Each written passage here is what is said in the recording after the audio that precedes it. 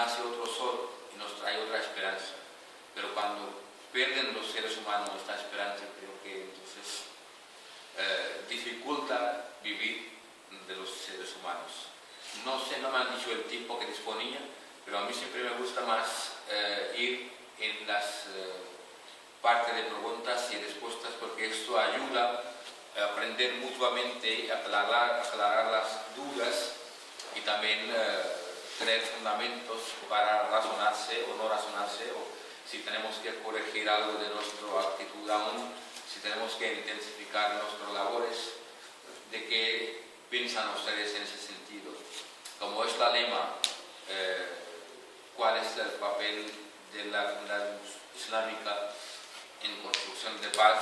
Yo creo que 5 veces al día abren las puertas para todas aquellas personas, sin discriminar ni la procedencia, ni la lengua, ni el color de piel de cada uno.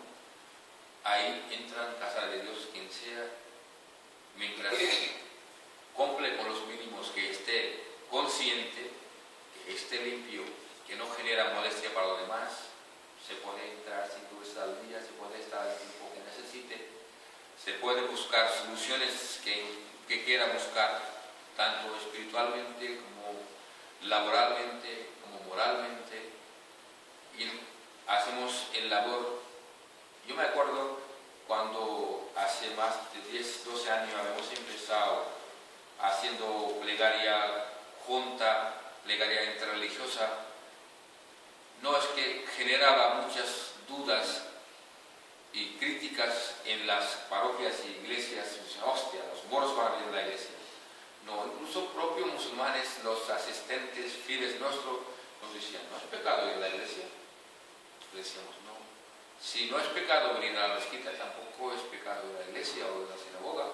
Son lugares sagrados, templos de una religión determinada u otra, pero lo que predican es lo mismo. Conducen la gente hacia Dios, conducen la gente hacia espiritualidad, conducen la gente hacia formar la gente, que tengan caridad, que tengan el amor hacia el prójimo, que tengan sensibilidades hacia los demás. Esto es lo que propagan desde ahí.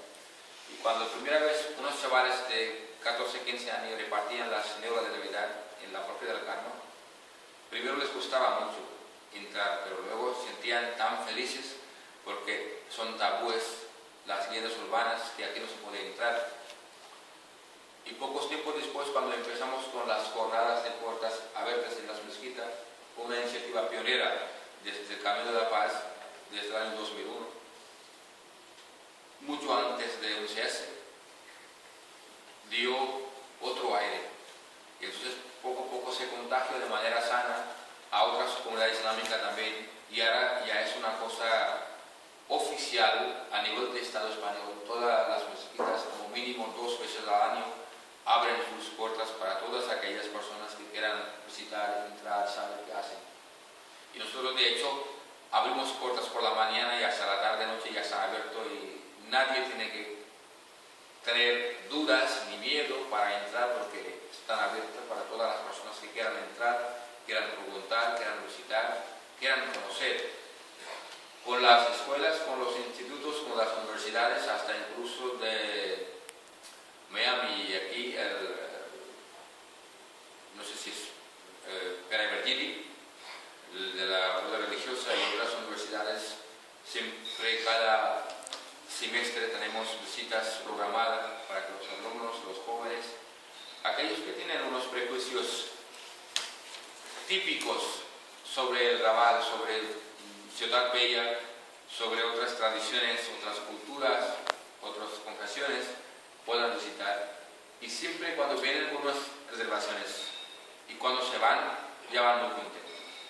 Y esto se ha extendido gracias a la colaboración del Ayuntamiento de Barcelona y de la Generalitat y la Fundación Pluralismo y Convivencia, que también está por esta convivencia y esta integración, y además ayudando a las comunidades que formalicen, que visualicen, que no se pasen en clandestinidad, no, que sean visibles, que sean legalmente constituidas las entidades, las comunidades, que sean partícipes es fácil de comunicarse, es fácil de tener referencia y es fácil de abrir el diálogo. Creo que lo que es fundamental y esencial para todas las personas de buen corazón, que haya un diálogo fluido, que cada uno pueda opinar y expresar teniendo un mínimo respeto hacia el adversario que está en su cara. Yo creo que dejaré aquí mismo y abriremos la ronda de preguntas. Nuestro agradecimiento profundo otra vez a Fundación por la Paz Mundial.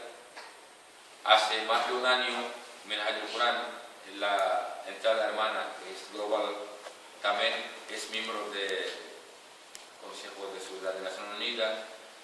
Participamos como conferencia sobre economía mundial que hacen en Davis, en Ginebra, en Suiza, cada año. Y aparte charlas impartidas en diferentes parlamentos, tanto del Reino Unido como de Australia, Nueva Zelanda, incluso hasta el Congreso de Senadores y Diputados de Estados Unidos, para que la gente tenga información exacta.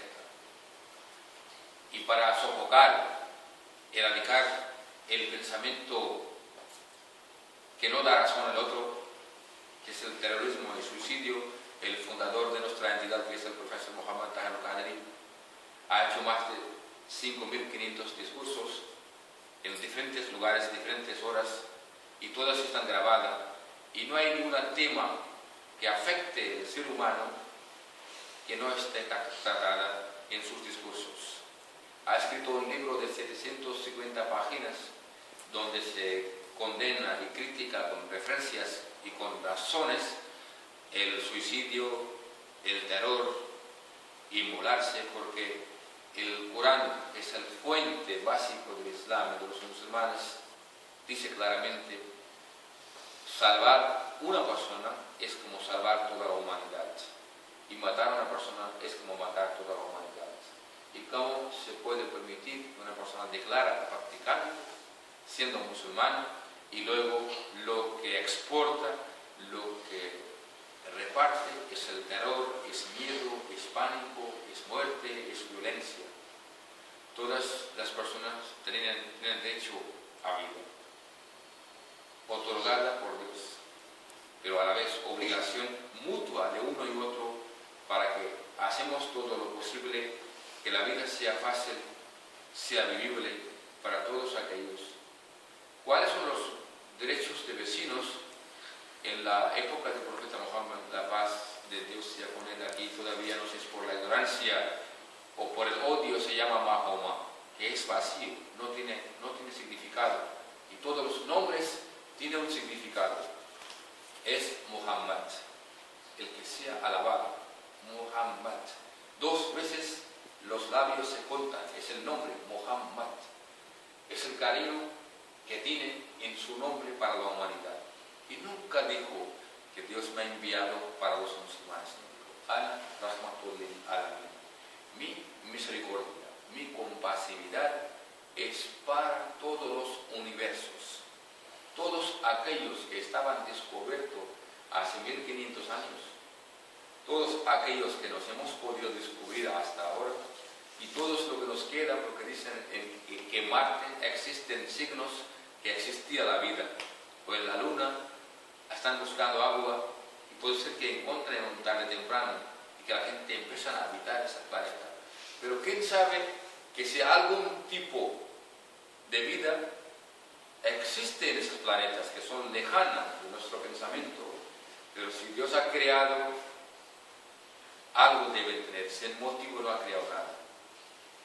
Ni el ser humano, que es doñado por él, adueña el mundo. Todo lo que está en el mundo es para el ser humano, y el ser humano en sí mismo es para él, tanto espiritualmente como tratando día a día con su familia, con su entorno, con la sociedad que vivimos.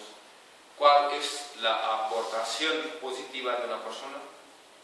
Y cuando las personas se juntan a hacer una comunidad, ¿cuál es la aportación positiva de una comunidad?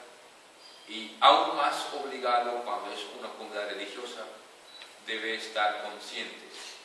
Si algún sitio o algún lugar los hermanos, las hermanas que forman parte de alguna entidad no entienden, creo que deben corregirse sus formaciones, porque el Corán obliga con primera frase, Ikra bi'ismi rabbikal ladzi.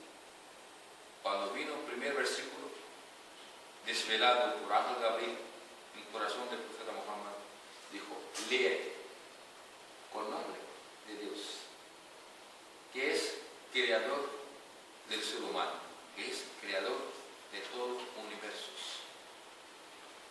Y desgraciadamente estamos caídos, nos han empujado hacia ignorancia.